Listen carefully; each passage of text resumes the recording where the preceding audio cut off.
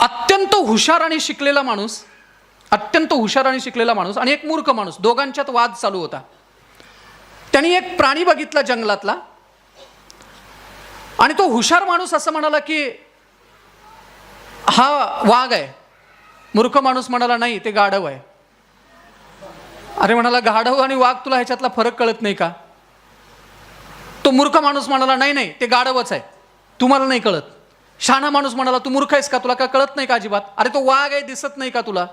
दोघांचा वाद इतका वाढला आणि तो वाद तिथल्या राजाकडे गेला.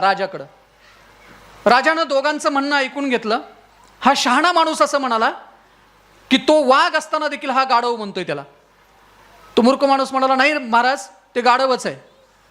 महाराजांनी ते सगळं ऐकून घेतलं आणि आपल्या प्रधानांना बोलवून सांगितलं, हा जो शहाणा माणूस आहे ना, त्याला 8 दिवस तुरुंगात टाका आणि 20 फटके द्या.